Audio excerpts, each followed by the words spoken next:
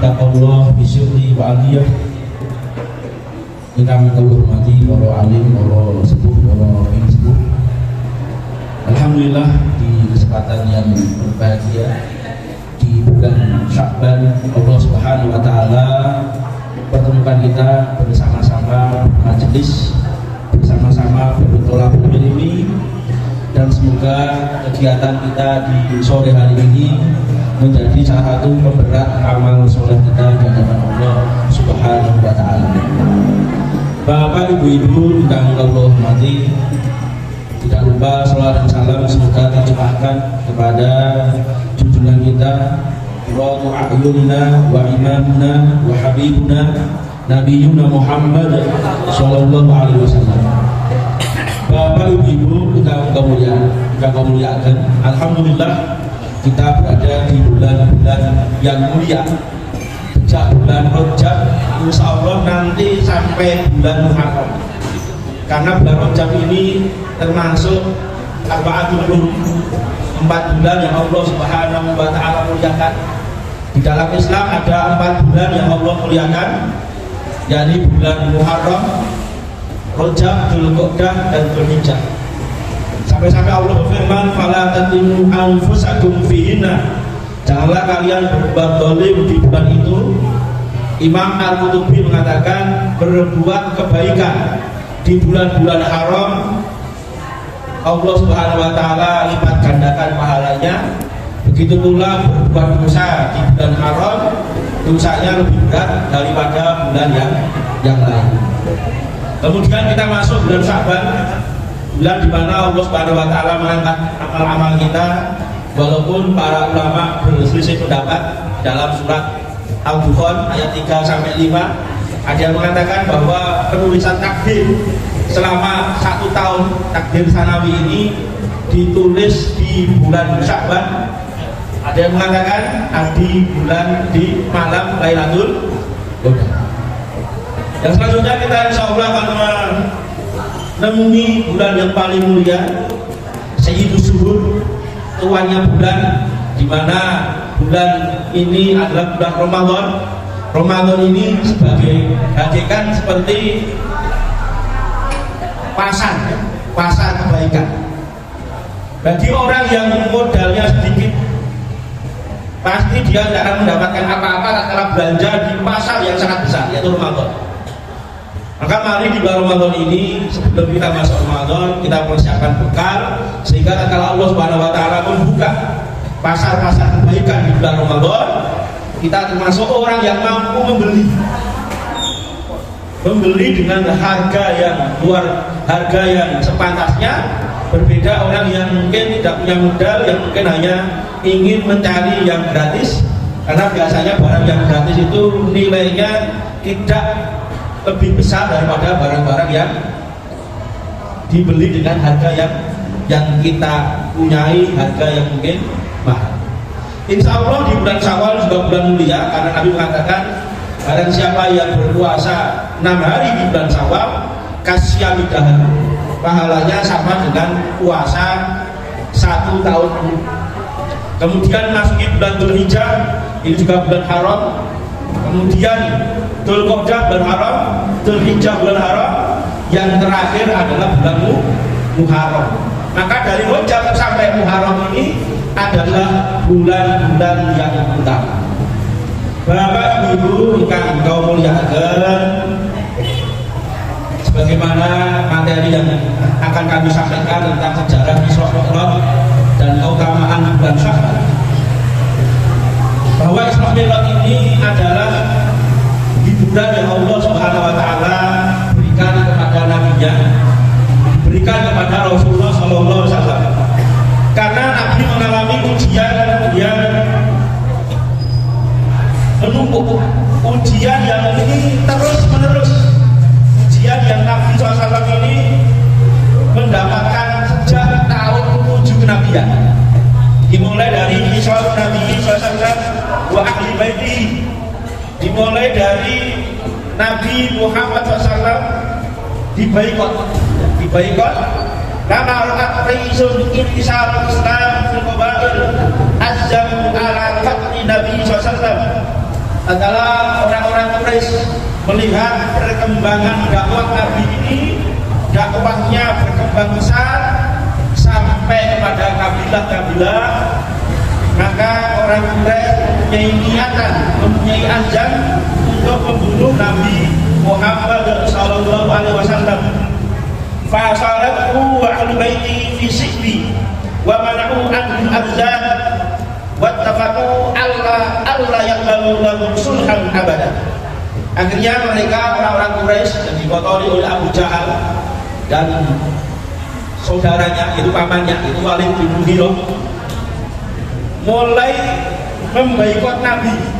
Dengan cara memboikot itu, Nabi diboikot bersama keluarganya, bersama Bani Hashim, Bani Abdul Muthalib, diboikot di sebuah lembah, yaitu lembah Bani Hashim dan Bani Abdul Muthalib.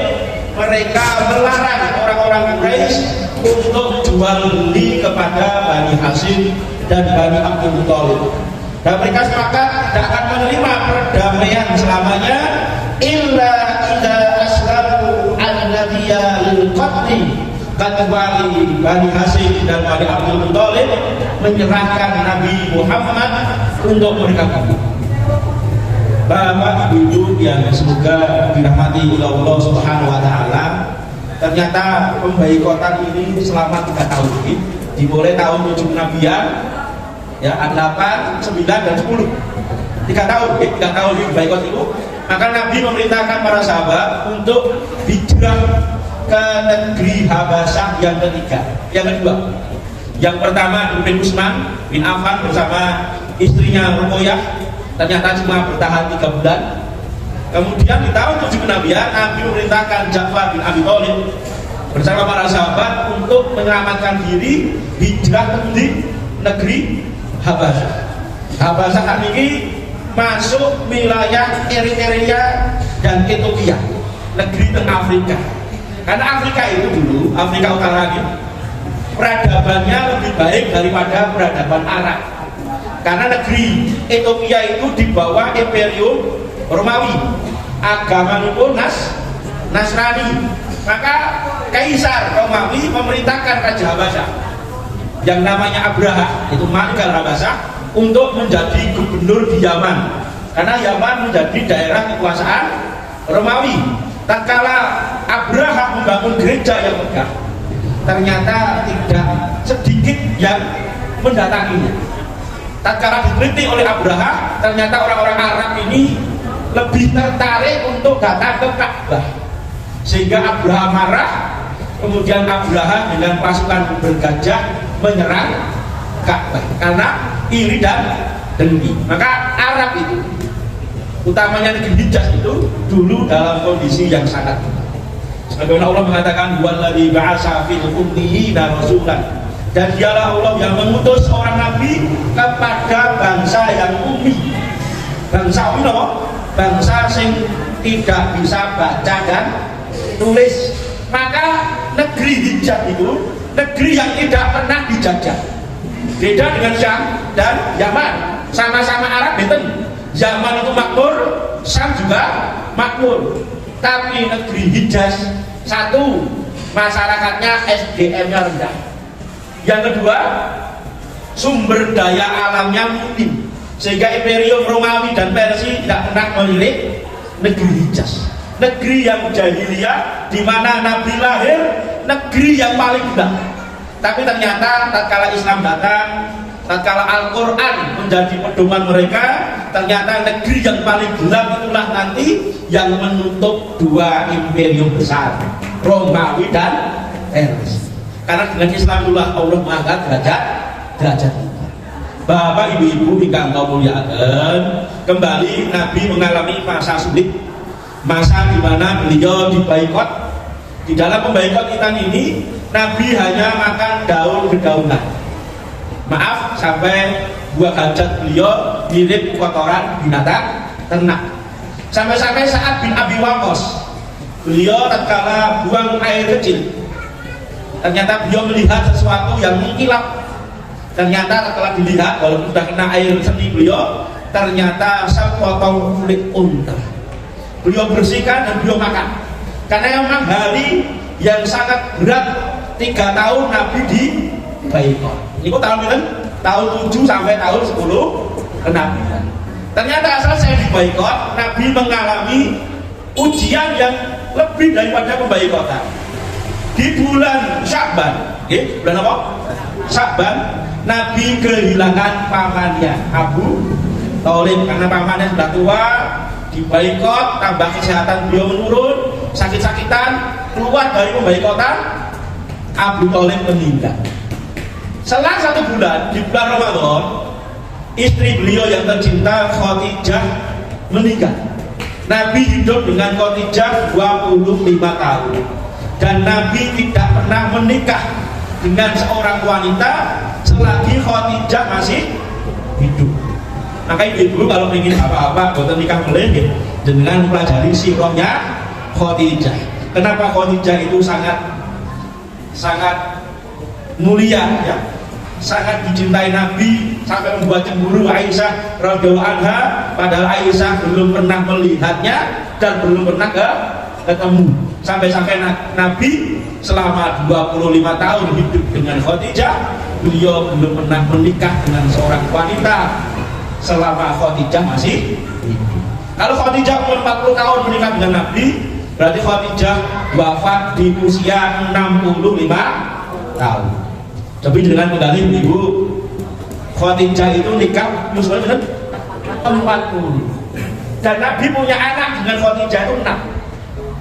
Satu namanya Qasim, yang barat, maka Nabi disebut Abu Qasim, meninggal tatkala pemboikot. Qasim ya, Qasim meninggal. Kemudian Abdullah juga meninggal, laki-laki Nabi. Semua meninggal umurnya kurang dari 2 tahun. Kemudian yang perempuan namanya Zainab. Yang kedua Ruqayyah ya. Yang kelima Ummu Kulsum, yang terakhir Fatimah. Putra Nabi 2, putrinya 4 dengan Khadijah. Tapi dengan menggali yuswa kawan 2 tahun, gadah putra 6.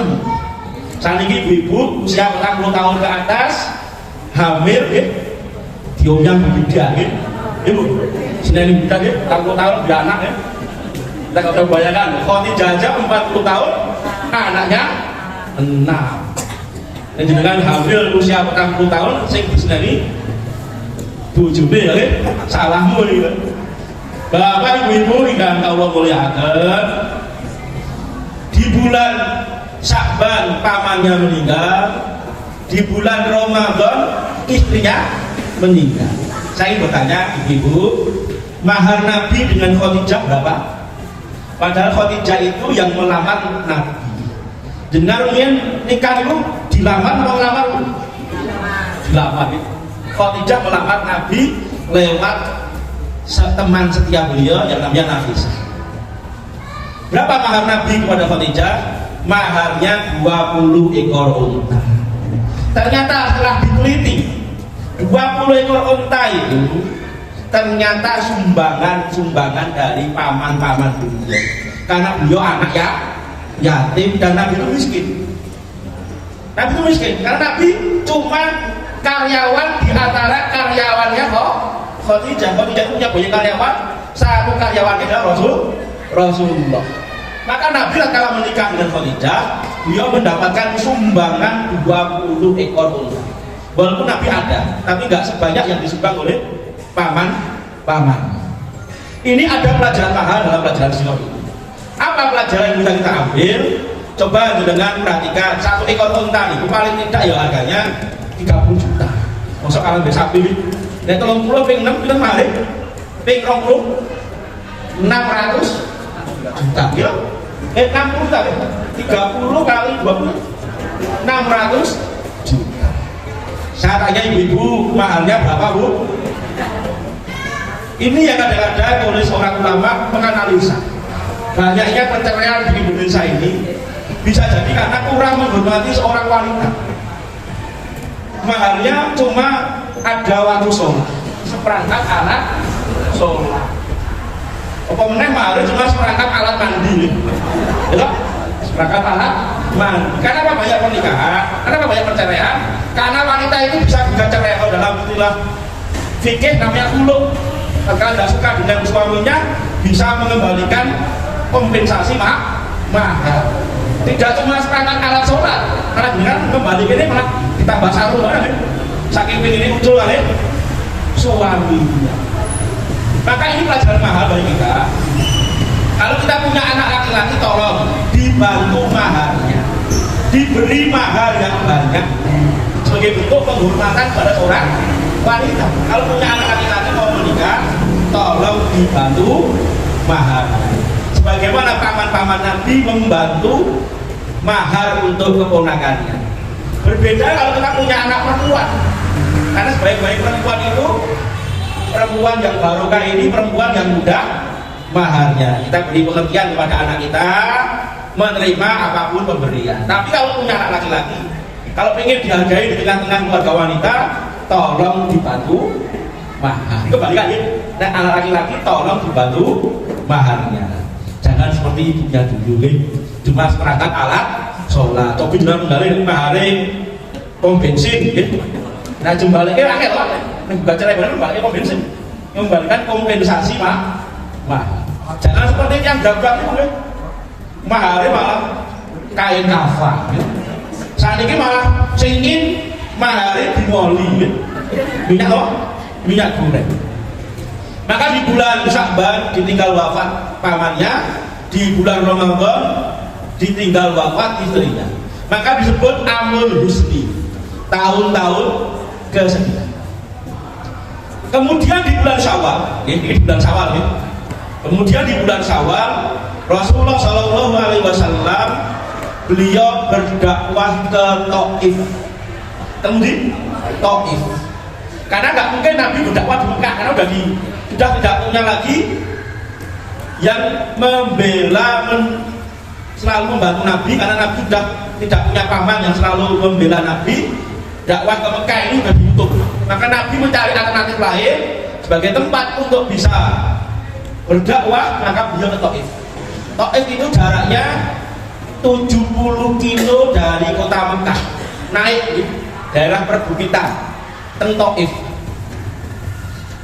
Benten kali dengan bulan Syawal dengan biasanya pun mayoran, bulan entok, kopor entok, enten untuk cacing, komplit ya, bulan Syawal. Bulan Syawal, Nabi Syawal karena Islam beliau berdakwah ke Taif demi Islam. Beliau jalan kaki bersama anak angkatnya Zaid bin Harithah. Ternyata beliau menetap di Taif selama 10 hari dan tidak ada rumah yang ada di Taif kecuali Nabi sudah menyeru kepada Islam. Tapi ternyata orang-orang Taif penolakannya lebih keras daripada orang-orang Quraisy. Tidak ada satupun yang masuk Islam. Maka mereka lebih parah, baik anak kecil, orang dewasa, mbah-mbah ya, muda, wanita, laki-laki, sepakat mengusir Nabi, melempari dengan batu. Sampai kaki beliau yang mulia itu berdarah-darah ya. Sampai anak angkat beliau Zaid bin Harithah. Zaid bin Harithah itu anak angkat, kepalanya berdarah-darah. Zaid bin Harithah itu nikah kali Ummu Aiman. Saya bertanya, cinta Ummu Aiman? Ummu Aiman itu pengasuh Nabi. Niku bekas budaknya bapak Nabi Abdullah, diwariskan kepada Nabi, mengasuh Nabi, namanya Ummu Aiman. Barokah. Jadi dengan menggali anak angkat Nabi nikah dengan sing ngasuh Nabi sejak kecil. Cah nom itu mbah-mbah. Saat ini insya Allah ada ya cah nom itu pun mbah-mbah. Karena Nabi pernah bersabda, barang siapa yang menikahi Ummu Aiman dia akan masuk surga. Nek enten embel-embel surga itu mbah-mbah siap ya surga.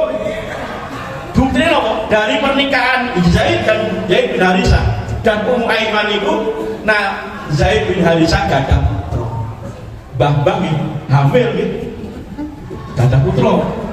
Mana sudah tidak haid tapi hamil. Niki masya Allah gitu. Putrane namanya Usamah bin Zaid, panglima paling muda di zaman Nabi, dan termasuk Nabi pernah berwasiat sebelum meninggal, berangkatkanlah pasukan Usamah bin Zaid ke negeri Syam. Dan wasiat ini dipenuhi oleh pengganti Nabi Abu Bakar As-Siddiq. Jadi dikarenakan Nabi Zaid bin Harisah, Nabi berdarah-darah, anak angkatnya juga berdarah-darah sampai kepalanya berdarah. Nabi turun dari Taif itu tidak tahu jalan, tiang yang betul-betul jalan. Niku sedihnya pun luar biasa. Sering jenengan sedih numpak motor dugi Temanggung, tapi karena nggak tahu jalan saking sedih bablah akan pecah karena sedih. Yang sedih itu masalah sampai Nabi turun dari Taif tidak tahu jalan, sampai Nabi istirahat di sebuah gunung. Di bawah gunung datanglah malakul jabal, datanglah malaikat penghuni penjaga gunung yang diperintahkan Allah Subhanahu wa taala untuk apa? Untuk membinasakan kaum Taif. Gunung Ahbasa ini, dua gunung ini akan diambil malaikat dimbroke teng perkampungan Taif. Tapi mereka mengatakan jangan. Saya berharap dari tulang sulbi mereka ada yang mengucapkan kalimat syahadat. Ternyata Taif masuk Islam di tahun 10 Hijriah. 13 tahun kemudian Taif masuk Islam. Tidak dapat bapak ibu dapat anak-anak. Makanya mengatakan fa innahum qaumun la ya'lamun, mereka adalah kaum yang tidak tahu. Semoga mereka mendapatkan hidayah. Mereka tidak tahu kalau aku ini seorang. Nah, dengan pernah ke daerah Batur ke arah Batak dari Dieng itu, enten pom bensin maju dan pertigaan anak. Itu enten namanya desa Lagentang. Saya pernah ke sana ke Lagentang itu di bawah Gunung Pahayamayo. Yang dulu tahun 55 ada musibah. Puncak Gunung Pahayamayo itu oleh Allah meratakan semua perkampungan di Lagentang. Sekarang menjadi ladang kentang. Padahal kalau logika akal tidak akan mungkin gunung itu longsor kena ke kampung Lagentang, karena dari puncak Gunung Pahayamayo kalau sampai ke Lagentang itu harus melewati sungai. Berarti satu gunung itu puncaknya terbang mengenai bagaimana malaikat Jabal, malaikat penjaga gunung pengen apa? Meratakan kaum Taif. Bapak ibu-ibu yang semoga dirahmati Allah Subhanahu wa taala, karena musibah yang menimpa Nabi ini berturut-turut. Dari sejak tahun 7 kenabian sampai 10 kenabian, Nabi mengalami ujian terus-menerus. Allah tidak ingin nabinya sedih. Karena orang yang sedih itu biasanya akan berhenti beramal. Nabi tidak ingin nabinya berhenti untuk berdakwah, maka Nabi dihibur oleh Allah Subhanahu wa taala dengan peristiwa Isra Mi'raj.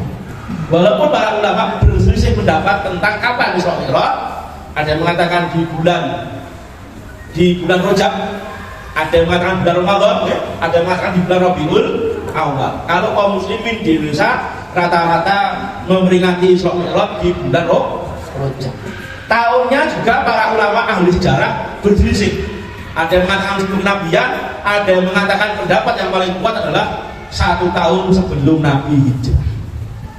Bapak ibu-ibu ingkang kula mulyakaken, maka Allah Subhanahu wa taala ingin nabinya tidak sedih, dihibur. Walaupun di dalam peristiwa Isra Mi'raj itu sebelumnya tahun sebelum kenabian sudah turun surat Yusuf. Surat Yusuf ini kata seorang ahli sejarah, ahli tafsir, muridnya Abdullah bin Abbas, namanya Atok bin Abi Robah. Atok bin Abi Robah mengatakan, barang siapa yang membaca surat Yusuf, kalau dia sedih, Allah akan menghilangkan kesedihannya. Jadi dengan sedih, bacalah surat Yusuf. Bapak ibu-ibu yang kamu muliakan, maka Allah ingin menghibur nabinya dengan peristiwa Isra Mi'raj. Subhanalladzi asra bi 'abdihi lailan minal masjidil haram ilal masjidil aqsa alladzi barakna haulahu. Peristiwanya itu Lailan itu apa? Lailan itu tidak 12 jam malam, sebagian dari malam. Bahasa Arab ini Lailan itu sebagian dari malam, tidak seluruh malam.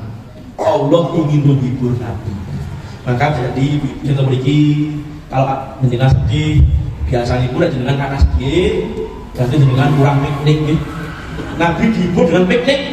pikniknya dari Masjidil Haram ke Masjidil Aqsa, kemudian naik ke Sidratul Muntaha. Nah, jadi kan hari ini sedih, pulau beri solusi piknik, oke? Nanti kurang piknik yang sedih. Bapak ibu-ibu yang kata muliakan, ada dua pendapat di kalangan para ulama. Kapan malaikat Jibril dan dua malaikat yang pernah membelah dada Nabi itu mengambil Nabi? Ada yang mengatakan Nabi waktu itu berada di rumahnya Ummu Hani, sepupu beliau ya, kakaknya Ali bin Abi Thalib. Dan Ummu Hani itu satu-satunya wanita yang menolak lamaran Nabi.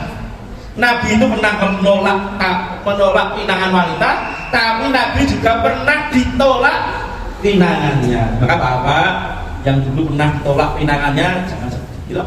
Nabi aja pernah masuk sunnah. Jangan putus asa, tapi jangan apa nih Bu?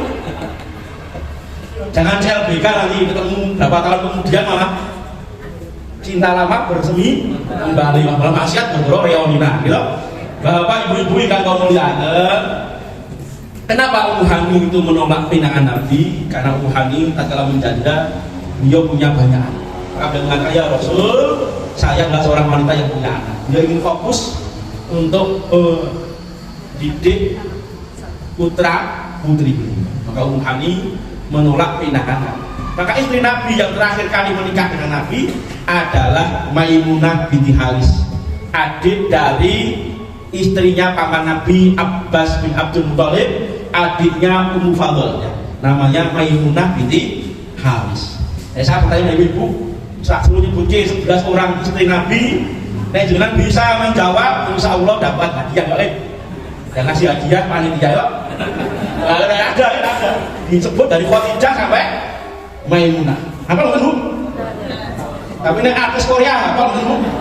Boten nggih.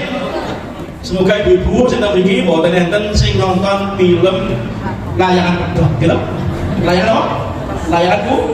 Tuh sithik itu lho. Bar nonton film layangan putus, do seudon dengan suaminya. Bapak ibu-ibu ingkang muliakan, ada yang mengatakan Nabi berada di Hijr Ismail. Karena Nabi berada di Hijr Ismail atau di rumahnya Ummu Hani, datanglah malaikat Jibril bersama Buraq dan bersama dua orang malaikat yang dulu pernah membelah dada Nabi. Jadi Nabi itu pernah dibelah dadanya tatkala usia 5 tahun, tatkala berada di perkampungan Bani Sa'diyah, tatkala beliau disusui oleh Halimah Sa'diyah. Jadi malaikat menculik Nabi, membelah dadanya. Kenapa malaikat membelah dada Nabi tatkala masih kecil? Karena manusia itu punya dua prinsip. Satu, lamatul minal syaiton. Yang kedua, lamatul minal malak. Yang pertama, bisikan dari setan. Yang kedua, bisikan dari malaikat. Tatkala dibelah, malaikat mengambil sesuatu yang ada dalam diri Nabi. Kemudian malaikat mengatakan ini bagian dari setan. Sehingga Nabi tidak punya pembisik dari setan. Nah, dengan pengen hilang, ya, bisikan setan dengan datang teng dokter bedah, gitu. Minta apa di bedah. Bung sayangnya malaikat Jibril dari ngajari dokter bedah, dengan malah salah bedah, malah betul, malah loyo, ya. Kemudian anak Malik pernah bersumpah karena beliau menjadi pembantu Nabi. Anak itu menjadi pembantu Nabi selama 10 tahun. Anak adalah putranya Ummu Sulaim yang diwakafkan pada ibunya untuk membantu urusan Nabi. Dan Nabi pernah mendoakan kepada Anas, Allahumma aksir malihi wa aksir waladihi, ya, wa barik ma ataituhu. Dalam ayat lain disebutkan wa tawil umrihi. Maka Anas bin Malik ini dapat barokah Nabi. Beliau menjadi sahabat yang sangat kaya, walaupun dulu membantu Nabi, sampai punya istana ke Basrah. Kurmanya panennya benten, ya, sebesar kempalan tangan. Dan Anas meninggal di usia 125. Maka Anas bin Malik jadi sahabat yang paling terakhir meninggal di Basrah. Kalau yang meninggal di Kufah namanya sahabat Abdullah bin Tufail. Kalau yang meninggal di Madinah adalah Sa'id bin Zaid, ya, sahabat yang terakhir meninggal. Barok bin Azib itu sahabat yang terakhir kali meninggal di Madinah. Ternyata Anas bin Malik dengan doa Nabi itu gadah putra 120. Karena mengatakan Allahumma aksir malihi wa waladihi, ya Allah perbanyak hartanya, perbanyak anaknya. Ternyata anaknya satu, kamu yakin bapaknya lari sendiri? Serong Pak. Bapak ibu-ibu yang kamu muliakan, kalau tangga ini, banyak anak itu barokah apa musibah? Kok? Barokah ya? Kalau ibu-ibu musibah nih, musibah apa barokah? Bapak ibu-ibu yang kamu muliakan. Kemudian dalam peristiwa Isra Mi'raj ternyata Nabi dibelah dadanya yang kedua. Disebut dalam istilah sejarah namanya satu sodem, peristiwa pembelahan dada Nabi. Kenapa Nabi dibelah dadanya? Karena Nabi akan melewati alam yang menjadi kekuasaan Allah di langit yang dijaga oleh para malaikat.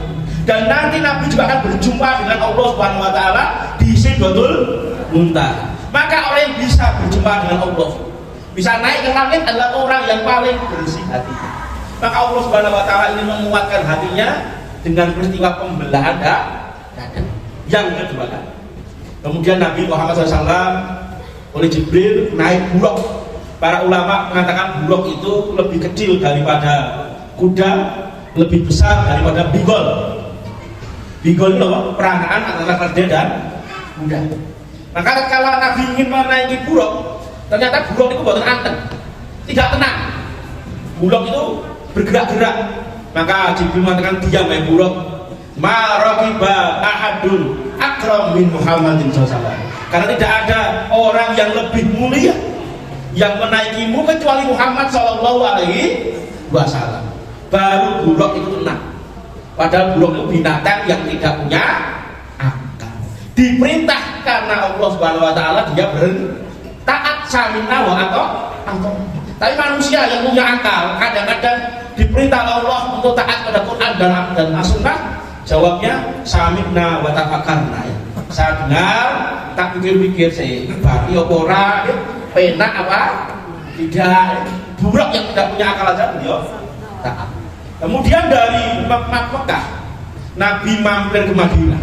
Maka Jibril mengatakan, ya Muhammad, inilah tempat hijrah. Dari Madinah dilihatkan Nabi sampai ke Turisina, Bukit Tursina. Di mana Bukit Tursina itu Musa alaihissalam mendapatkan wahyu. Bicara dengan Allah, maka Musa disebut kalimullah, Nabi yang pernah berbicara dengan Allah Subhanahu wa taala kembali ke. Dan di Bukit Tursina itu pula Allah Subhanahu wa taala mengikat janji dengan Bani Israel. Bila menggali Bukit Tursina diangkat, Bani Israel di bawah. Ya, disumpah wa akhadna minhum mitsaqan ghalidha. Perjanjian ini perjanjian suci sebagaimana perjanjian pernikahan. Wa akhadna minhum mitsaqan ghalidha. Disumpah di bukitnya diangkat, Bani Israel di bawah. Kuwi jeneng ngapus. Apa meneh bahasa iki, Pak? Disumpah hanya di atas Quran ya. Disumpah di bawah bukit yang mau tengah musik dibleki. Itu aja masih ngayal ya. Tapi disumpah malah hanya Quran ya. Buktinya banyak hari ini ya tidak jujur, tidak aman. Dari Bukit Tursina Nabi Muhammad SAW mampir ke Baitul Lahmin, yaitu ke Bethlehem, tempat lahirnya Nabi Isa dan tempat di mana Isa alaihissalam mendapatkan wahyu. Dari Bethlehem Nabi menuju Masjidil Aqsa. Dan Nabi mengikat buruk di tembok yang hari ini orang-orang Yahudi meratap. Ternyata di Masjidil Aqsa Nabi sudah disambut oleh arwahnya para nabi. Dan Nabi menjadi imam, ya, disambut untuk menjadi imam. Maka sejak itulah Nabi disebut Sayyidil Anbiya wal Mursalin, pemimpinnya para nabi dan pemimpinnya para rasul. Sayyidil Awwalina wal Akhirin, pemimpinnya orang-orang yang pertama dan pemimpinnya orang-orang yang nanti yang terakhir. Maka Nabi menjadi pemimpin dunia. Bapak Ibu ingkang kamuliaken, sebelum Nabi naik ke mana? Ke langit, malaikat Jibril memberi 2 minuman. Ditawari 2 minuman. Satu susu, sing kedua khamr. Nah, tapi kita satu susu, satu khamr. Pada waktu itu khamr belum diharamkan. Karena khamr itu baru diharamkan pada tahun 3 Hijriah. 4 tahun kemudian khamr dari apa? Diharamkan. Tapi bapak mulai tawari susu kali cium berdua. Tengah pulau Solo nih bu, daerah Bekonang itu Alas Parjo ini ada namanya Gang Ciu. Bom industri gawe loh, Ciu, jadi Gang Ciu. Dan Ciu Bekonang loh, daerah Bekonang Suko, Parjo. Niku komer dari di haram. Dan nanti di surga kita juga akan menemui sungai komer, pak. Ada tiga sungai susu, madu, kayak kok. Diharamkan di dunia, dihalalkan di surga. Ini dengan kepingin dihincing. Husnul khotimah rubiah gitu. Husnul khotimah. Bapak ibu-ibu yang semoga dirahmati Allah Subhanahu wa taala, ternyata Nabi lebih memilih apa? Susu. Maka malaikat Jibril mengatakan, laqad hudaita wa hudiyat ummatuka ya Muhammad. Sungguh engkau telah memilih, sungguh engkau telah beri hidayah, memilih sesuai fitrahmu, karena Nabi akan memilih di luar fitrahnya. Dan umatmu juga telah diberi hidayah.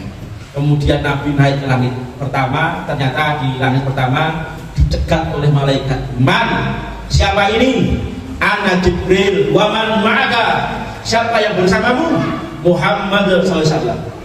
Laqad uhiya ilaika, apa kau sudah mendapatkan rekomendasi? Mendapatkan wahyu untuk masuk ke langit pertama. Padahal Nabi itu pemimpin dunia, Jibril pemimpin langit. Jenderalnya para malaikat. Sing nekoki kopral. Tapi kan itu SOP masuk langit dengan SOP ini. Jibril juga taat dengan SOP-nya. Kemudian dia mengatakan ini Muhammad dan saya sudah dapatkan izin. Panik mamajirija. Sebaik-baik orang yang datang adalah Muhammad sallallahu alaihi wasallam. Di langit pertama Nabi Muhammad sallallahu alaihi wasallam bertemu dengan Adam alaihissalam. Sudah Nabi Adam. Nabi Yusuf itu memiliki separuh ketampanan Adam. Berarti Nabi Adam ganteng. Dan Nabi Adam itu Nabi yang paling kaya. Sulaiman kalah. Walaupun dalam tafsir Imam Qurtubi, Sulaiman itu punya 2000 tingkat. 2000 tingkat itu begini. Panggil lift maupun 2000 tingkat. Tapi masih kaya Nabi Adam. Karena dunia milik berdua. Gitu? Tapi jangan kembali. Nabi Adam urun ngapain lemah, ngapain parahan, lumayan sih.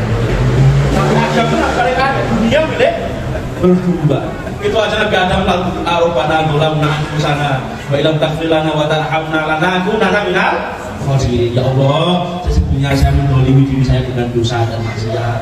Kalau Engkau tidak mengampuni saya, tidak merahmati saya, maka saya termasuk orang yang dengan angsal bondo, angsal dunia. Alhamdulillah, nopo istighfar. Alhamdulillah, nopo astagfirullah. Ya. Astagfirullah, alhamdulillah. Angsal mobil Pajero, mobil Land Cruiser itu alhamdulillah. Nabi Adam itu astagfirullah. Bapak ibu-ibu yang semoga dirahmati Allah Subhanahu wa taala. Kemudian Nabi Adam mengatakan marhaban. Selamat datang tiba di soleh, wa nabi yang soleh. Selamat datang wahai anakku yang soleh dan nabi yang soleh. Kemudian Jibril mengatakan kepada Nabi Adam. Jibril tanya oleh Muhammad, ya Jibril, kenapa Adam alaihissalam kalau menengok ke kiri dia menangis, kalau menengok ke kanan dia tersenyum? Ternyata Nabi Adam kalau menengok ke kiri dia ingat keturunannya yang masuk neraka, sehingga beliau bersedih. Kalau menengok kanan beliau ingat keturunannya yang masuk surga, kemudian beliau tersenyum. Dan terima. Dua. Tapi ini Pak. Wah. Kok mulai berarti sabarnya gitu-gitu Pak. Mau mantul di sini. Sabarnya gitu-gitu. Kemudian masuk ke langit yang kedua, Nabi Muhammad sama Pak tanya oleh malaikat, jawab juga sama, bertemu dengan Nabi Isa dan Yahya. Ayo, ini keluar Pak. Bertemu dengan Nabi Yahya dan Isa. Di langit yang ketiga bertemu dengan Yusuf. Di langit yang keempat bertemu dengan Nabi Idris. Di langit yang kelima bertemu dengan Nabi Harun. Di langit yang keenam bertemu dengan Musa alaihissalam. Di langit yang ketujuh bertemu dengan Nabi yang wajahnya mirip dengan Nabi Muhammad, yaitu Nabi Ibrahim alaihi salam. Padahal di Al-Quran ada 25 nabi. Padahal hadis yang diriwayatkan oleh Abu Dzar Al-Ghifari dari Nabi Muhammad SAW bahwa jumlah Nabi itu ada 120.000, sedangkan jumlah Rasul itu sama dengan jumlah pasukan perang Badar 313. Tapi kenapa Nabi Muhammad bertemu dengan 8 orang Nabi? Yang lain kemana? Kan Nabi banyak. Ternyata para ulama mencari kenapa kok hanya bertemu 8 orang. Nah, bukan ibu apa? Ada yang jawab, ini sakit, angsa lagi apa itu? Angsa dupres kan? Snack. Kenapa Nabi Muhammad bertemu dengan ayat 8 orang Nabi? Ternyata kehidupan Nabi tidak lepas dari 8 orang Nabi ini. Pertama, Nabi bertemu dengan Adam. Adam itu hijrah dari mana? Dari surga menuju dunia. Sama Nabi Muhammad akan hijrah dari Mekah menuju Madinah. Terusir dari Mekah menuju Madinah. Dan rata-rata Nabi itu hijrah. Contoh itu Nabi Ibrahim paling panjang hijrahnya.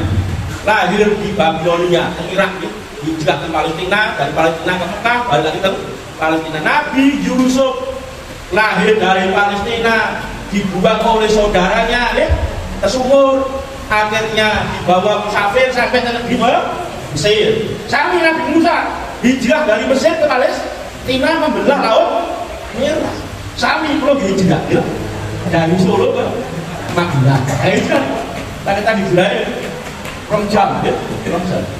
Bapak ibu-ibu yang ngomong ya, maka hijrah ini adalah bagian dari kehidupan para nabi. Baik hijrah secara maknawi, yaitu hijrah dari dosa dan maksiat menuju ketaatan.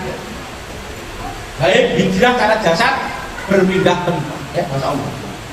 Bapak ibu-ibu yang ngomong ya. Yang kedua, kenapa Nabi Muhammad SAW bertemu dengan Yahya dan Isa alaihissalam? Karena Yahya dan Isa adalah nabi yang paling banyak disakiti oleh Yahudi. Yahya disembelih, ya, dipenggal kepalanya sebagai mahar atas pernikahan seorang raja dengan seorang yang masih dengan keluarganya yang dilarang oleh Musa karena masih mahramnya. Dilarang Isa, dilarang Yahya. Yahya disembelih. Kemudian Isa alaihissalam dikepung rumahnya, dikejar-kejar mau dibunuh. Kemudian Allah angkat beliau ke langit, yang nanti di akhir zaman Isa akan turun di mana di Baibulun, di Masjid Al-Umawi Damaskus, yang akan membunuh Dajjal sebagai tanda akhir zaman. Begitu pula Rasulullah SAW, beliau akan direpoti dengan orang-orang Yahudi. Kalau tatkala Nabi hijrah di Madinah, ternyata ada 3 kabilah Yahudi yang ada di Madinah. Ada Bani Quraidah, ada Bani Qunayzah, ada Bani Nadir. Dan Bani Nadir itu pernah punya rencana ingin melempar batu dari atas loteng, dijatuhkan kepala Nabi. Digagalkan oleh malaikat Jibril. Dan tahun 7 Hijriah, sepulang Nabi dari perang Khaybar mengalahkan Yahudi, Nabi disuguhi makanan oleh seorang wanita Yahudi yang bernama Zainab binti Haris. Nabi itu paling suka daging kambing, paling suka di daerah paha. Dengan kambing, dikasih racun. Sahabat ada yang makan meninggal, Nabi makan dia tidak meninggal. Ternyata racun itu hanya bertahan 3 tahun. Tahun 11 Hijriah, tepatnya hari Sabtu, tanggal berapa itu? 9 Hijriah, hari Sabtu. Nabi mengatakan hari ini urat-uratku telah putus gara-gara saya makan racun tatkala di perang Khaybar. Dan Nabi wafat 2 hari kemudian, hari Senin, tanggal 12 Rabiul Awal tahun 11 Hijriah. Belum lagi orang Yahudi yang pernah menyihir Rasulullah Shallallahu Alaihi Wasallam. Selanjutnya, kenapa Nabi Muhammad bertemu dengan Yusuf? Kenapa Ibu? Nabi Muhammad bertemu dengan Yusuf alaihissalam karena Yusuf itu adalah nabi yang banyak didolimi oleh keluarganya, oleh 11 orang saudaranya. Dibuang ke sumur, dari sumur kemudian dari penjara sumur menuju penjara Sakwat, digoda oleh ibu angkatnya. Di dalam kisah Israel, ibu angkatnya namanya Zulaikha. Ibu angkatnya menggoda Yusuf. Kok enten kaya donga Allahumma ali bainahuma kama alafta baina Yusuf dan Zulaikha, itu salah. Salah.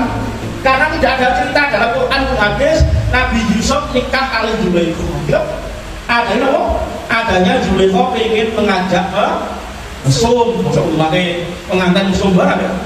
Kalau Allahumma ali bainahuma kama alafta baina Adam dan Hawa, cetok Adam itu bojone Hawa. Allahumma ali bainahuma kama alafta baina Ibrahim wa Sarah wa Hajar. Disebut bahwa istrinya itu anak Ibrahim, istrinya kan? Kali disebut juga nama Mary. Allahumma ali bainahuma kama alafta baina Muhammad wa azwajihi. Ya Allah, ya, persatukan pernikahan ini bagaimana persatukan Muhammad dengan istri-istrinya.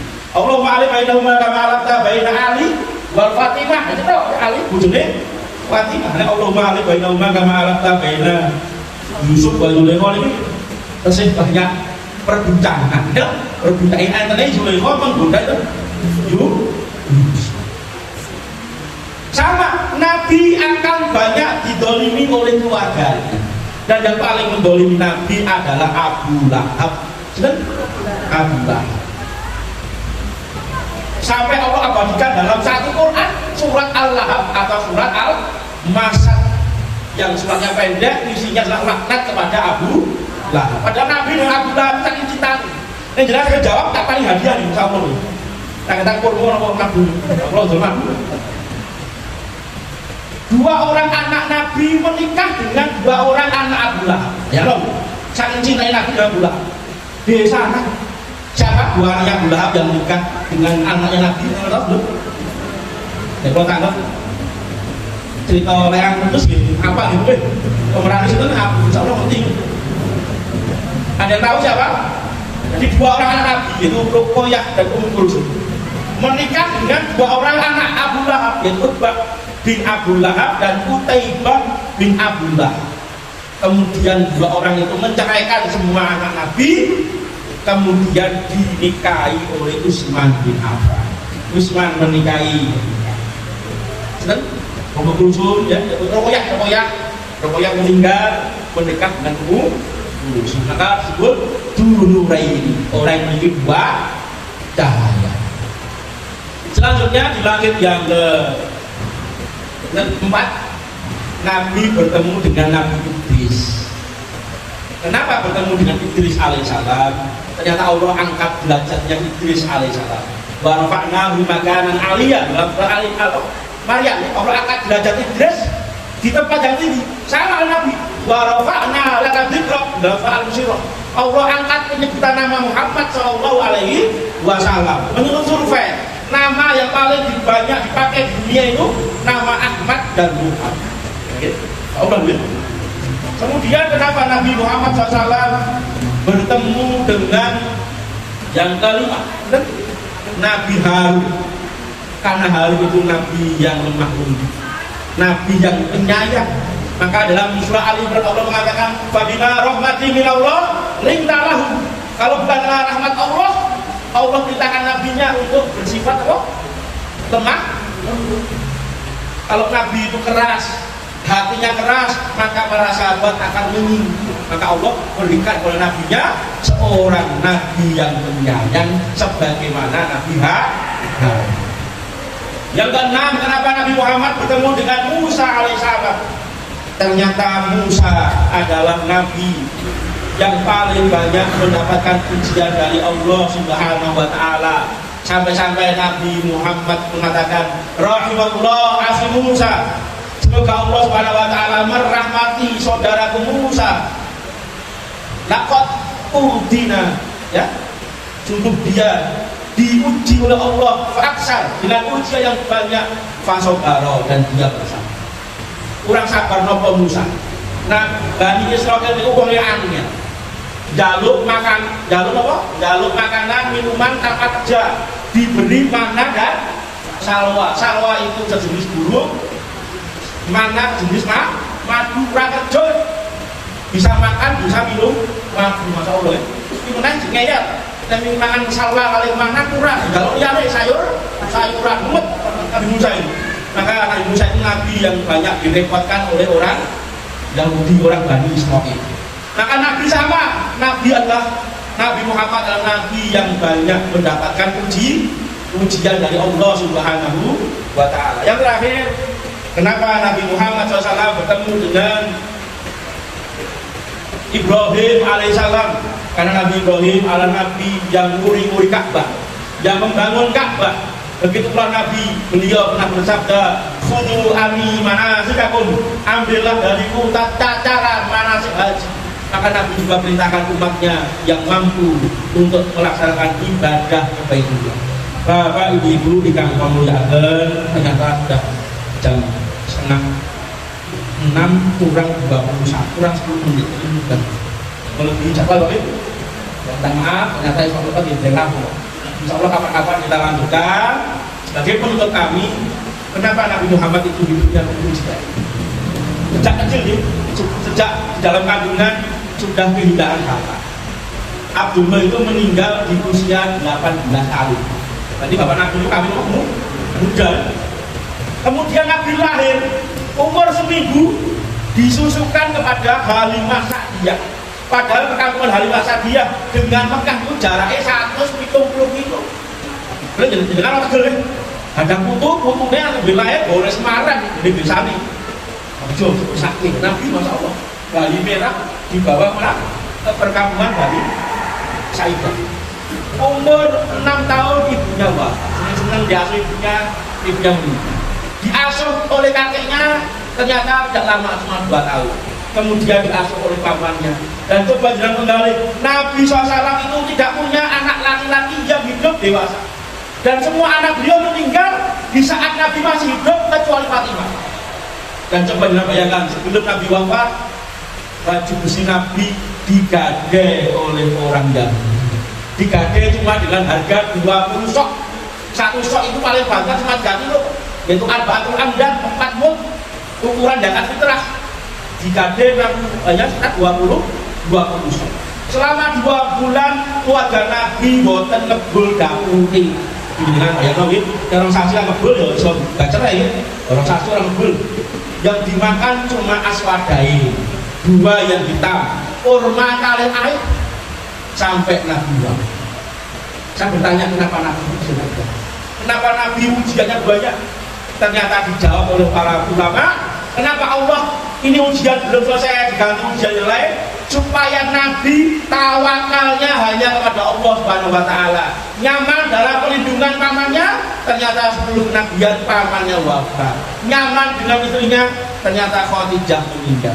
Supaya Allah ingin nabinya kuat, nabinya bisa berdiri dengan kakinya sendiri, supaya nabinya hanya bertawakal kepada Allah, tidak bertawakal kepada manusia. Kamari ibu, biar susah, minyak goreng dilangka, gitu. Tempe larang, tahu larang. Ini mengajari kita supaya tawakal hanya kepada Allah.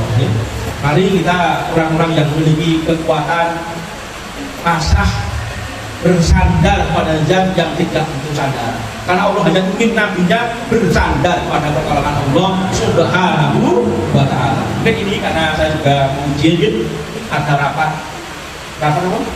Rapat kegiatan Ramadan di masjid Mantap ini saya juga izin satu sosial ini takutnya telat jadi mungkin lagi saya kembalikan udah bawa acara. Assalamualaikum warahmatullahi wabarakatuh.